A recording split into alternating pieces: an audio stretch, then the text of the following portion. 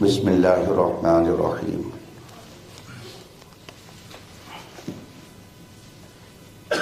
اس بات کو اتنا طول نہیں دینا چاہیے تھا کہ حضور صلی اللہ علیہ وسلم نے مناظرہ کیا اور حضرت ابراہیم علیہ الصلاۃ والتسلیم نے مناظرہ کیا، اس لیے کہ بات یہ طے ہو چکی ہے کہ اصول مناظرہ کی روشنی میں مناظرہ ہوگا، اور آپ بھی یہ کہہ چکے ہیں ہم اہل سنت و جماعت سے ہیں، تو مناظرے کی جو کتابیں اس وقت ہمارے ہند و پاک میں رائج ہیں، ان کتابوں میں اس بات کی صراحت موجود ہے کہ جب مناظرہ ہوگا تو اس کا مطلب یہ ہے کہ دونوں فریق کے لوگوں کا ہم پلہ ہونا ضروری ہے۔ اگر ہم پلہ نہیں ہوں گے تو وہ مناظرہ بجائے مناظرہ کے یا تو مقابلہ ہو جائے گا یا مجادلہ ہو جائے گا۔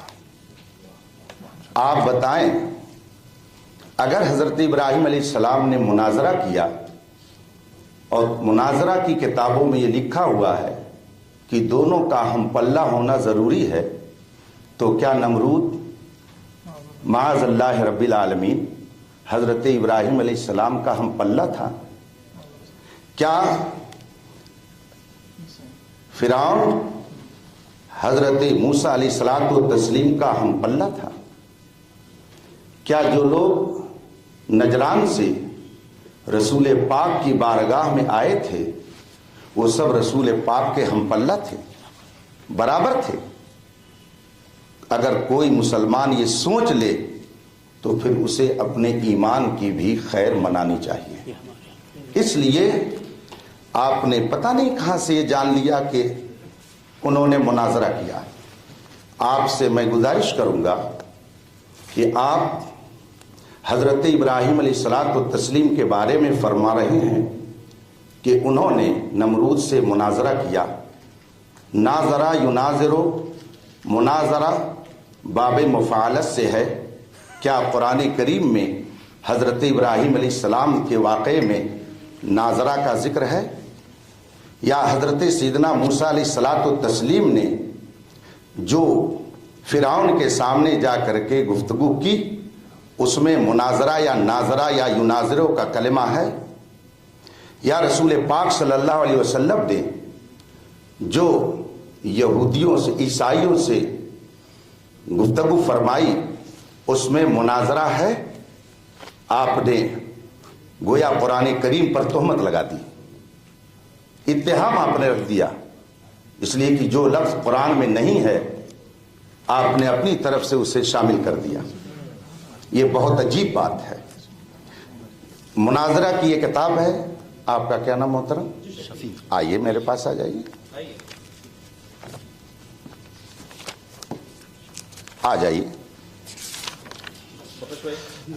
آپ بھی آ جائیے، اور دونوں حضرات یہ ان کے پاس لے جائیں، اور ان سے میری یہ گزارش ہے کہ وہ اس مناظرے کی تعریف کو ان سے معلوم کر کے یہ بتائیں، وہ ہم سب کو سمجھائیں کہ اس کا معنی کیا ہوتا ہے۔ یہاں سے کہیے کہ وہ سمجھائیں اس کو۔ یہ مناظرے کی کتاب ہے۔ میں اپنی گفتگو کو ختم کرتا ہوں۔ آپ اس کو لے جائیے، میں جواب دوں گا۔ نہیں، مجھے کتاب نہیں چاہیے، آپ لے جائیے، وہاں رکھ دیجیے۔ ایسا نہیں ہوتا ہے مناظرہ، یا اصول مناظرہ ایسے نہیں طے ہوتے ہیں۔ ہم بتائیں گے کیسے تو ہوتے ہیں۔ آپ بتائیں۔ ہم بتائیے۔ جی بتائیں گے، بالکل بتائیں گے، اسی لیے تو آئے ہیں۔ چونکہ تو متفق علیہ شرط ہے، آپ نے بھی اسے قبول کیا ہے، ہم نے بھی قبول کیا ہے کہ علماء ہی طے کریں گے اور اصول مناظرہ کی روشنی میں طے کریں گے۔ چونکہ یہ دوسری بھی تحریر آپ کی میرے پاس موجود ہے، لہٰذا ہم اس تحریر سے الگ نہیں ہو سکتے، جی اسی کی روشنی میں گفتگو ہوگی۔ اور اس میں آپ نے بہت تفصیل سے یہ لکھا ہے، مناظرہ عالمانہ انداز پر ہو، عامیانہ انداز پر نہ ہو۔ تو عالمانہ کا مطلب کیا ہے؟ جو اصول ہیں کتابوں میں، جو اصول متعین ہیں، ان کی روشنی میں ہوگا۔ آپ نے خود اس کو لکھا ہے۔ پھر آگے آپ نے یہ بھی لکھا ہے کہ نرمی اور محبت اور پیار کے ساتھ ہو، سخت لب و لہجہ نہ ہو۔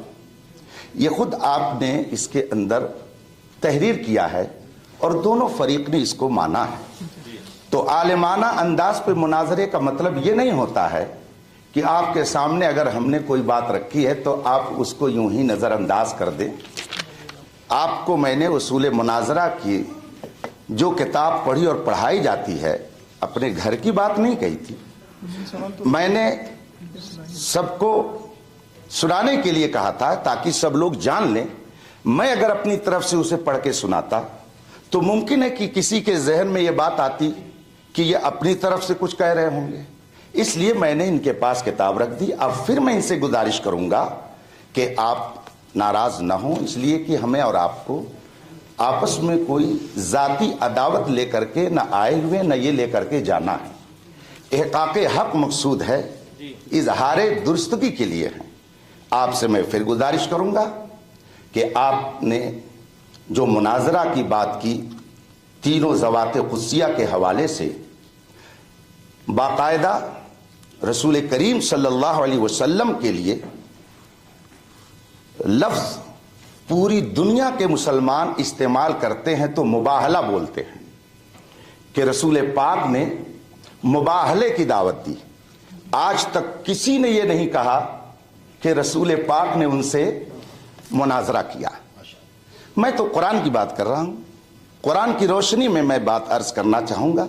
چونکہ شرط لگی ہوئی ہے کہ گفتگو عالمانہ انداز میں ہوگی، اس لیے شفیع صاحب پھر میں گزارش کروں گا اور اس کو یہ پڑھ کر کے لوگوں کو سنا دیں تاکہ جو میں نے کہا ہے لوگوں کو اس پر اطمینان ہو جائے کہ مناظرہ کے لیے دونوں طرف کے لوگوں کا علم کے اعتبار سے ہم پلہ ہونا چاہیے۔ قرآن کریم میں جو کلمہ آیا ہوا ہے وہ آپ خود قرآن دیکھ لیں، کیا اس میں ثم نناظر کا لفظ ہے کہ ہم پھر مناظرہ کریں گے؟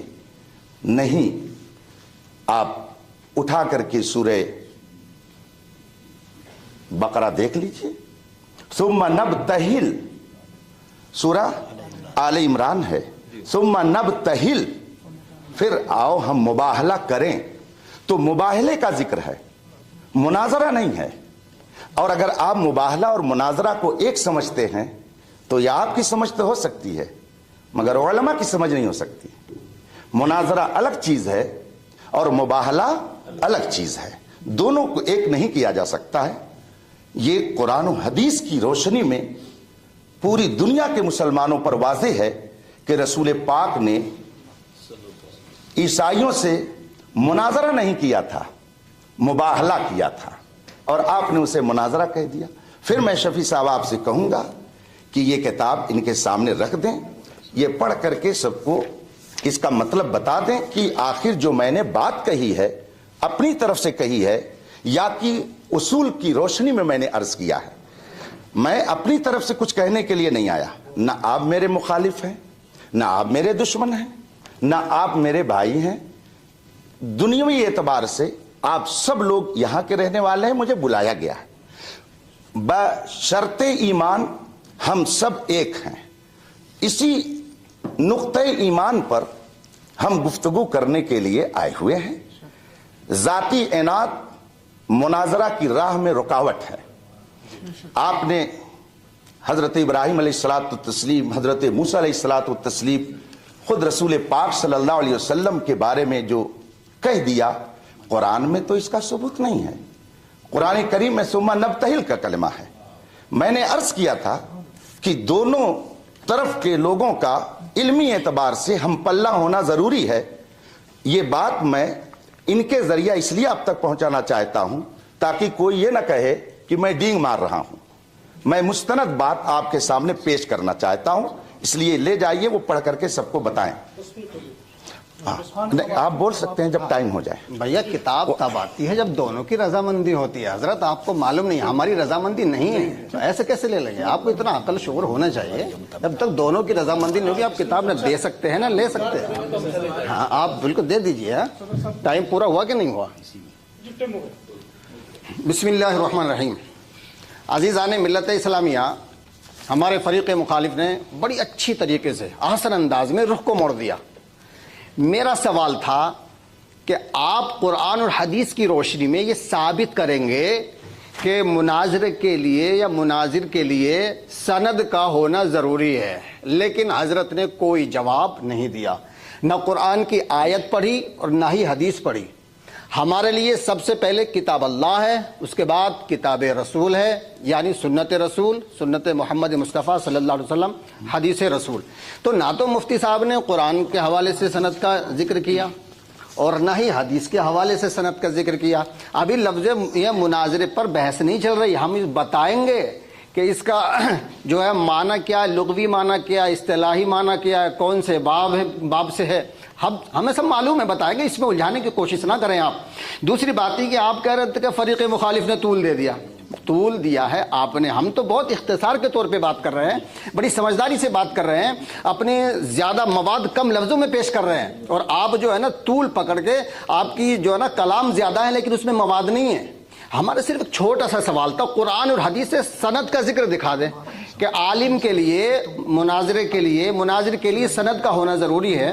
اور آقا علیہ الصلوۃ والسلام جو صحابہ کرام کو تبلیغ کے لیے بھیجتے تھے، یا حضور صلی اللہ علیہ وسلم اپنے صحابہ کو جو ہے سند عنایت فرماتے تھے، اور آپ نے حضور صلی اللہ علیہ وسلم کے مباہلے کا ذکر تو کر دیا، لیکن موسیٰ علیہ الصلوۃ والسلام نے جو فرعون سے کیا تھا وہ کیا تھا؟ اگر مناظرہ نہیں تھا تو پھر اس کو کیا کہیں گے؟ یہ تو کم سے کم بتائیں. ثم نبتہل قبلہ مفتی صاحب نے فرمایا، لیکن اس سے پہلے آیت کریمہ میں لفظ موجود ہے کہ یہ فمن حاجک فیہ من بعد ما جاءک من العلم. جی قبلہ مفتی صاحب حاجک کے معنی واضح کریں. حاج کیا ہے؟ اسی طریقے سے حضرت ابراہیم علیہ السلام کے تعلق سے بھی قرآن مجید میں فرمایا الم تر الی الذی. یا تو آپ ایک منٹ نہیں، دونوں میں سے کوئی بھی بول سکتے، دونوں کی اجازت ہے. میرے معاون ہے، میرے وقت میں بولیں گے، ٹائم ہے بھی. ہاں تو میرا سوال آپ سے صرف یہ ہے، ادھر ادھر نہیں، میں بھاگنے نہیں دوں گا. قرآن اور حدیث سے ثابت کریں کہ سند ضروری ہے، بس میرا یہ سوال ہے، دیگر کتب سے نہیں. بسم اللہ الرحمن الرحیم.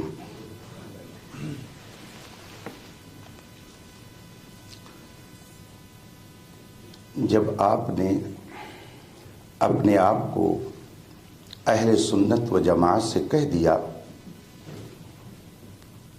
تو اہل سنت کے اصول اور اس کے ضوابط کو ماننا پڑے گا. اصول و ضوابط کو ماننا پڑے گا. اگر ایسا نہیں ہے تو بتائیے، صوفی اسلامک بورڈ کی طرف سے جو اتنی شرطیں لکھ کر کے دی گئی ہیں، کیا یہ قرآن میں ہیں؟ کیا یہ حدیث میں ہیں؟ اگر یہ شرطیں قرآن اور حدیث میں مذکور ہیں تو اس کا حوالہ دے کر کے ہمارے علم میں اضافہ کیا جائے. اس کے اندر کل شرطیں جو ذکر کی گئی ہیں 8 ہیں. 8 شرطیں لکھ کر کے اس صوفی اسلامک بورڈ کی طرف سے جامعہ بلال کو پہنچی ہیں. تو کیا یہ 8 شرطیں قرآن و حدیث سے ثابت ہیں؟ اور ہر ایک کی دلیل کیا قرآن و حدیث میں ہے؟ اور پھر یہ کہنا کہ ہم قرآن اور حدیث کو مانتے ہیں. آپ کے بغل میں مصباحی عالم بیٹھے ہوئے ہیں، ان سے پوچھ لیجئے کیا شریعت اسلامیہ کی دلیل صرف 2 ہی ہے، قرآن اور حدیث؟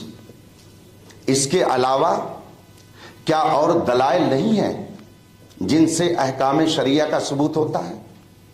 اگر مصباحی صاحب اس کو بیان کر دیں کہ نہیں ہم صرف 2 ہی دلیل مانتے ہیں، قرآن اور حدیث، تو پھر آگے اس پر بھی گفتگو ہو سکتی ہے، مگر میں یہ سمجھتا ہوں کہ وہ ہرگز ایسا نہیں کہیں گے، اس لیے کہ ان کے نام کے ساتھ مصباحی لگا ہوا ہے۔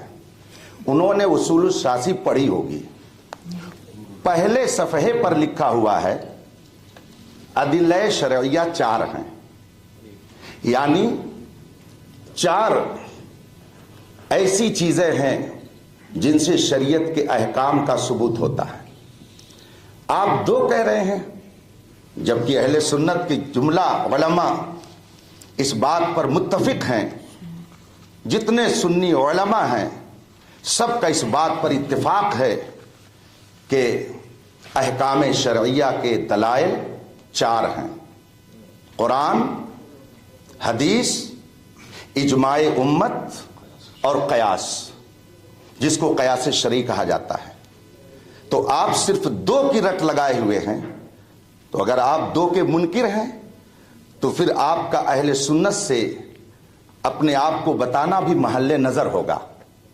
اس لیے یہ بات نہ کہی جائے کہ ہم صرف قرآن اور حدیث کی دلیل مانتے ہیں، ورنہ 8 شرطیں جو آپ کی طرف سے آئی ہیں ان کی آپ ہم کو دلیل دے دیجئے، ہم انشاءاللہ سند کے حوالے سے قرآن کریم اور احادیث طیبہ سے اس کی دلیل پیش کر دیں گے۔ پہلے ان 8 شرطوں کی دلیل قرآن و حدیث سے، اور پھر یہ کیا احکام شرعیہ کا ثبوت صرف 2 ہی دلیل سے ہوتا ہے یا اور بھی کچھ دلیلیں ہیں جن سے احکام شرعیہ کا ثبوت ہوتا ہے۔